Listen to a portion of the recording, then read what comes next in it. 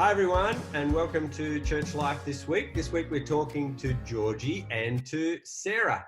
So hi Sarah and Georgie, thanks for setting aside some time for Church Life this week. First to you, Georgie, let's not assume that everyone knows who you are and what you do, although I think a lot of people know who you are and know what you do.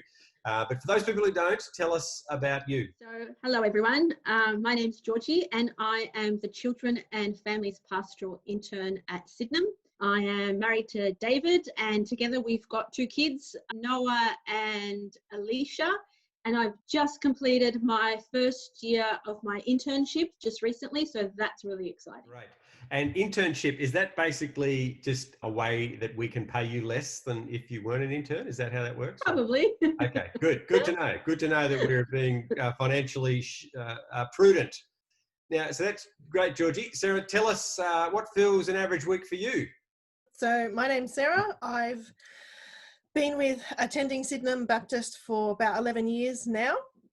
I'm a librarian, so my general week pre-COVID was spending a lot of time in the library with books and running programs for kids, adults, young people, organising library collections, all kinds of things like that. Post-COVID, during COVID, my work, like many people's, has looked a lot different. So I've been learning a lot of things like how to run programs online and film story times and library programs and things like that, as well as doing deliveries of library items to people's houses. And yeah. Oh, very different times. How to be a librarian without a library. Now, Georgie, I'm told that you're a bit like first step in the four spiritual laws, and that you love Sarah and have a wonderful plan for her life. Is that right? You've got some ideas for how Sarah might spend all that free time that she has. For sure, Julian. I plan to work her hard. No, Sarah's actually really stepped up during this time, and Sarah's decided to become ministry team leader of the kids at Sydenham. So her and I will be partnering together, and we'll be working together to equip young people to become committed disciples and followers of Jesus Christ, which is really exciting. It's really exciting to have her on board. Fantastic. That's great, Sarah. So tell us, Sarah, about how you processed accepting this and the sense of call that you might have to it. So I've been doing kids at Sydenham or Sunday school at Sydenham Baptist for almost 11 years now. And before that, I was involved with Sunday school in Sydney, where I grew up for about 6 years. So it's a fair amount there. And Sunday school was never something I was going to do. It was something I was never going to do, but God has a sense of humour, and so he asked me to get involved. And through that, I've learnt a lot, grown a lot, and have come to really love serving the kids and just watching the way that they grow and they get to know God more, and the impact it makes on their lives has become something I've really, really enjoyed watching.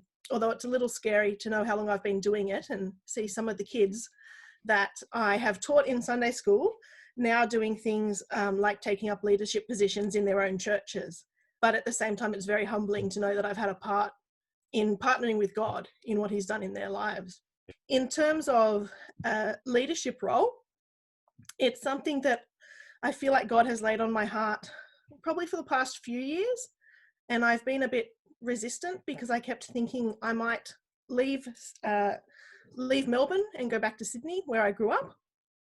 And I kept querying, I don't want to commit to something if I'm not going to be around.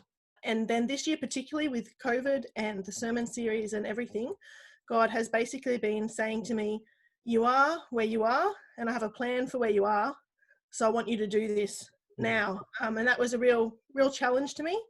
And also with COVID, obviously I'm not going anywhere anytime soon. So I will be around at least for a bit. So Georgie, this means you can sort of put your feet up now. You got someone to boss around. What's this change mean for you? Yeah, definitely. A good change. It means that I've got someone to help me, someone that I can bounce my ideas off, and someone who can tell me, hey, Georgie, pull your socks up.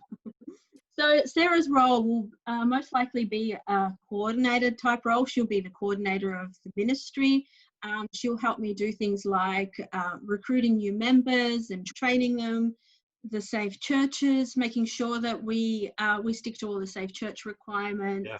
She'll be responsible for advertising or any kind of new events that we do, that we may do in the future, and communications, doing the end of year programs with the kids, which she a lot of the things Sarah has done in the past, and she did last year and is kind of doing a little bit now. So it fit into her role very easily because she had experience doing those things. Now it's just become more formal for her. So Sarah, how can we best pray for you? Prayer is always good. Probably the main things for me in taking on this new role is prayer for wisdom, particularly at this time, as while I have a lot of experience with Sunday school, it looks very different now to what it has in the past. Just for wisdom for myself and the others as we look at how we can best minister and serve the kids at this time with the different restrictions and things that we're facing and limits there. I know that stepping into a new role, it's not something that the devil is happy about. So just also for protection for me personally and for the other leaders. Well, thank you for your time this week, and we will be praying for you, and we'll be excited to see what God does in kids and families in the months and years to come. Thank you, Julian. Hey, Doris. Thank you. See ya. See ya.